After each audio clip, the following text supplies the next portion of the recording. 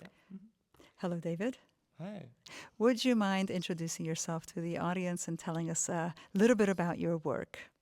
Hi, I'm David. I'm working for the German Film Institute and Filmmuseum in Frankfurt am Main. And I'm one of the curators of the Rendez-vous Québec retrospective on French Canadian cinema. And I've also been a curator of the Maple Movies, a biannual festival dedicated to Canadian cinema since 2002. Why is Canadian cinema important in Germany, and how do the two interact?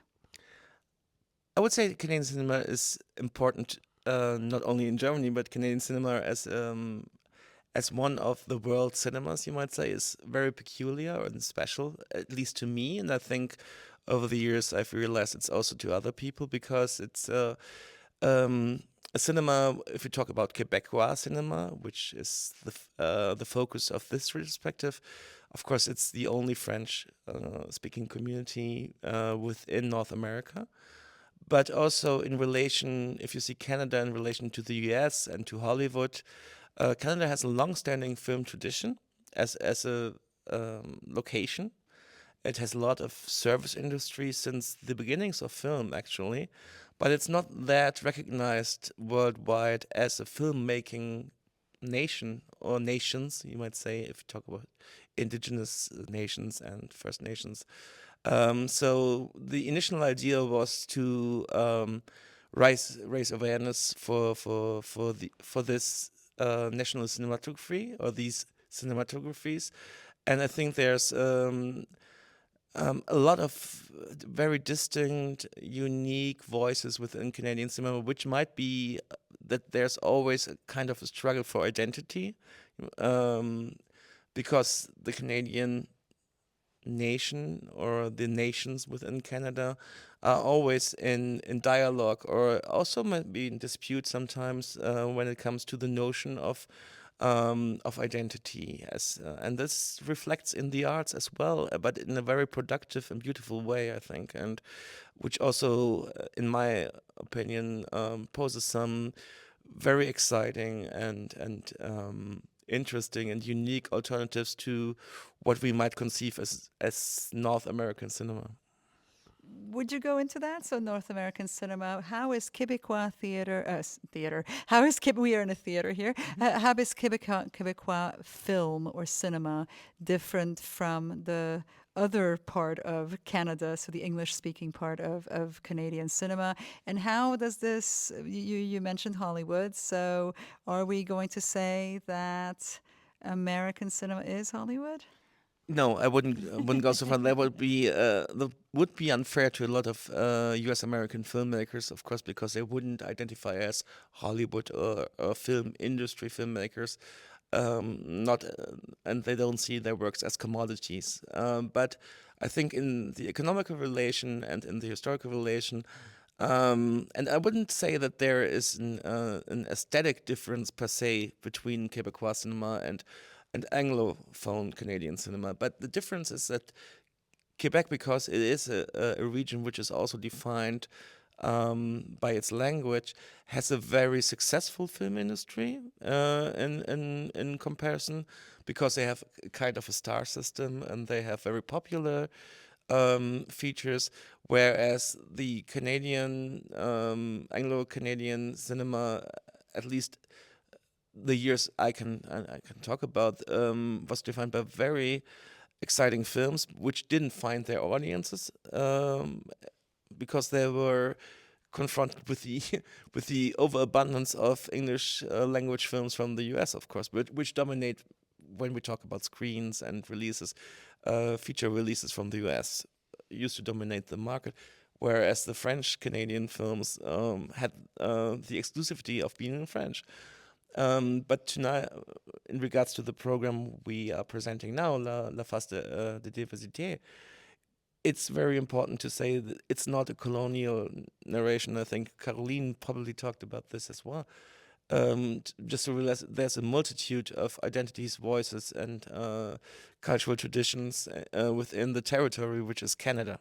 And I think that's important, not to perpetuate the the story of the Deux Solitudes, the two solitudes, which was always okay. These two entities make up Canada, which is, of course, a colonial narrative to some extent, but that there is today a lot of different perspectives and voices, and within Canadian society, and within art and film being one of them. I think Canadian cinema is one of the most exciting ones in regards to film communities and world cinema. How? I think that there is a tendency to allow doubt within the arts, and it's not there's more dissent, I would say, in I think certain national filmographies, if you want to talk about it in that way, are very self-assured of what they represent. And Canadian cinema was always more open and more transparent, to me at least, in diverging perspectives and narratives. Maybe it's because I myself experience Canadian film often within festival contexts, because feature films weren't that widely released. That was the start for the Maple Movies Festival, actually, 20 years, more than 20 years ago. Was say, these are great films. They don't get a distributor outside of Canada. They don't get a wide release. Let's compile them. Let's send them on tour. That was the initial idea behind this. Great films, people have to see them.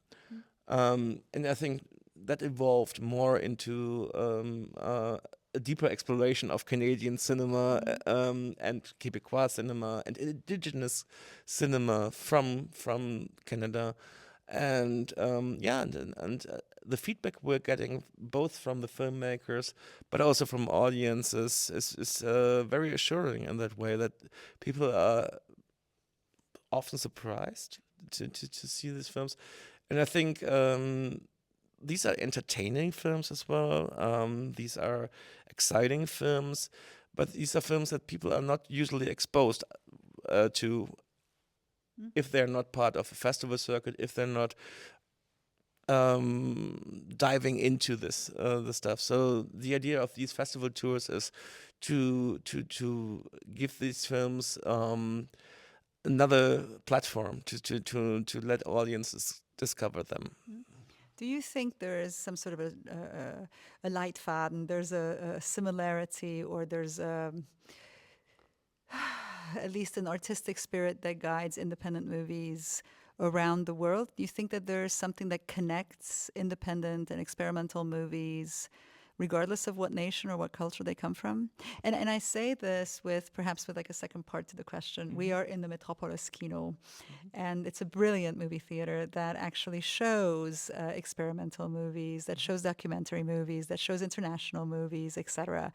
And I realized that I personally have always sought out, in whatever city I was living in, I always sought out a movie theater of this kind. Even in Lawrence, Kansas, I'm a Kansas girl. Okay. There is Liberty Hall, and there you can see wonderful independent movies.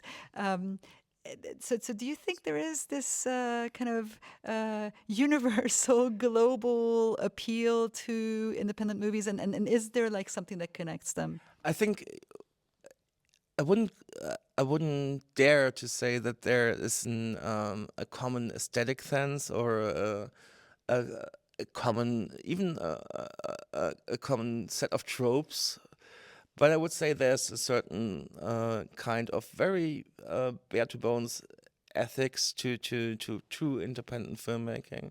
And I think Caroline talked very beautiful about this today. If you have something you have to put out, you put it out. No matter how dire the circumstances or how the obstacles, you do it for $500. You do it for $5 million. If you just have to. This story has to be told. This has to be shown. I think this is something which, in regard to your question, which really creates a community and a common understanding of what it means to be an independent artist. I think it's important because otherwise we become if we think about independent cinema or auteur cinema in the sense of there's a common set of tropes, of narratives, and of aesthetic formulas, then I think the idea of itself is lost. I mean, the thing is to be controversial and also to be maybe in discontent with each other, to be in dispute or in discourse. So I would say, yeah, in the sense of ethics, of saying the economic situation is dire, but we have to tell the story. This is independent spirit. Worldwide, still to this day. And it's not only true for film, I think it's true for all forms of art and expression. And talking about these places, I mean, these are special places. These are oases, havens. oasis havens, and yet you have to keep them open. Not make wards of them. Don't treat them like sacred places. Don't make it.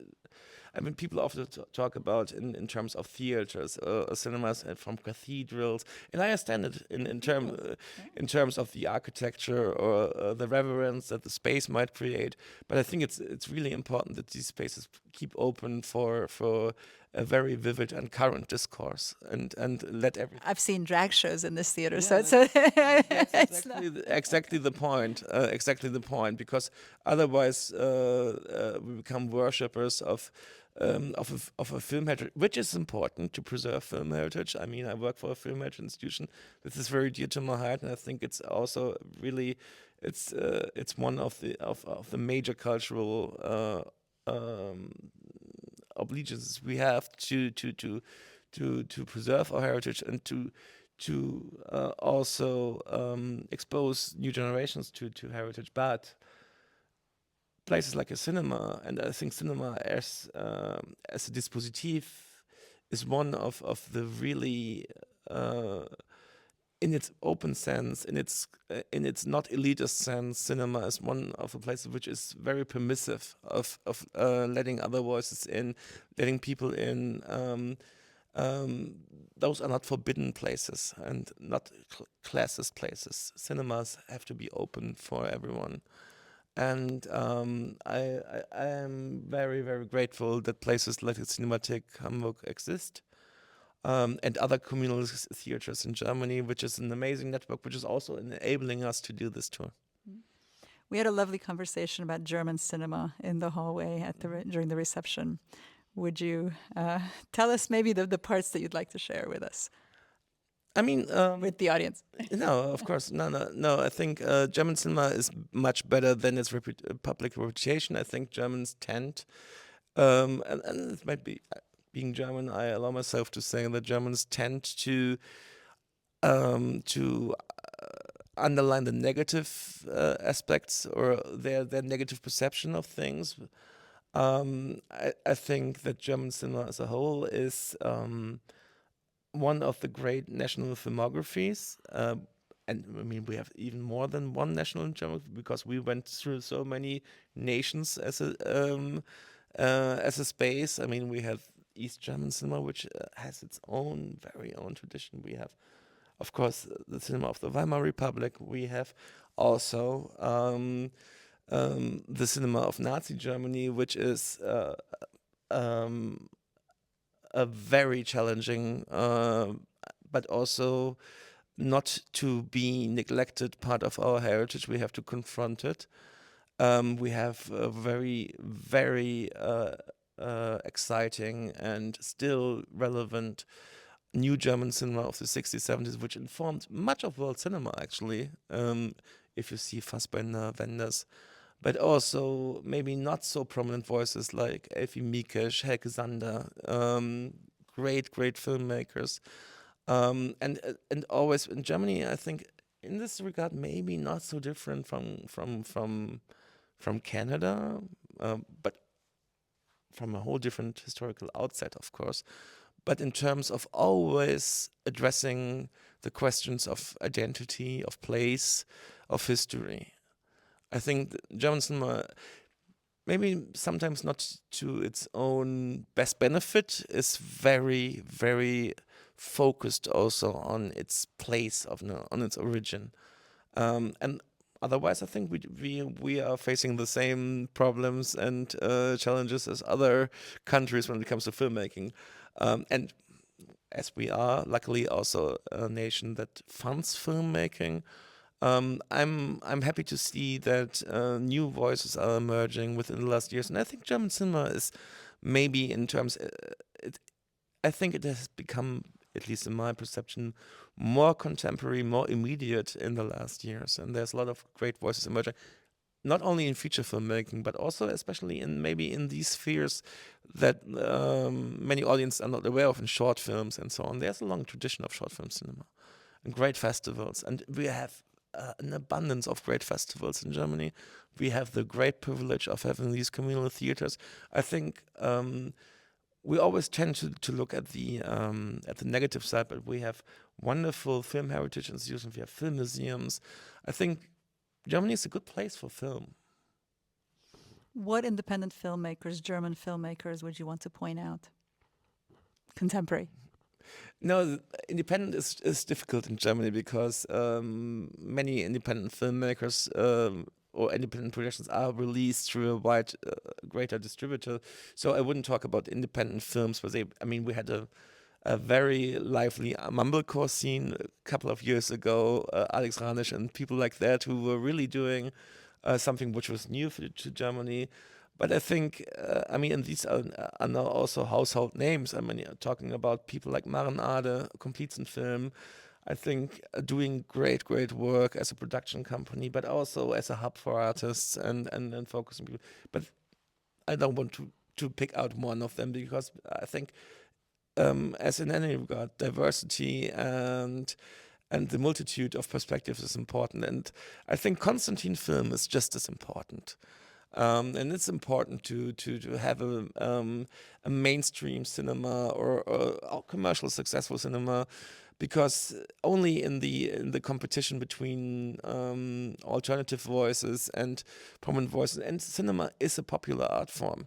It's always genre cinema. It always depended upon we have to make money with this to some extent. This is expensive art.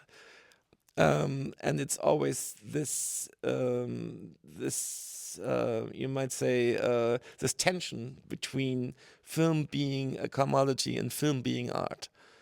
This is it's history. It's the only art form, apart from the fact that it is synesthetic and combines all the other art forms as seventh art form. It's the only one which is always in content or in contest with itself. What it is. Am I commercial? Am I art? But this is important to keep this alive because it's a strength of cinema, actually. Because sometimes things get turned overhead. Art films become highly successful, and projects which thought they are a surefire hit become big flops. It happens in Germany, happens in Hollywood, happens in France, happens in other places, and that's what makes film exciting, because there's always new voices emerging. In the other arts, I think that I've noticed a trend to sometimes explore performances with smaller audiences. This idea of the salons, I've seen resurface for paintings, for sculptures, for performances, for mixed art forms as well, where concerts are given with ballet and contemporary music, or arts and contemporary music. This is something that can't really be practiced with cinema. Cinema needs to have a larger audience. Cinema, the idea is, cinema is, not to quote Benjamin, but cinema is one of the art forms of reproduction, and this is the idea being a mass medium, being the defining medium of the 20th century. And I would argue so far, of course, formats change, technologies change, but still moving images and are still the defining art form of the 21st century as well.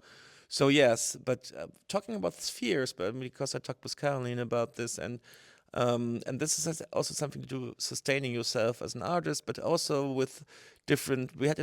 You have this very conservative, strict view of cinema, and I'm, to some extent, I'm a big fan of the dispositif of cinema. I believe in the aura of a space like the Metropolis. I think that films, certain originally, are meant to be experienced On the big screen with With others.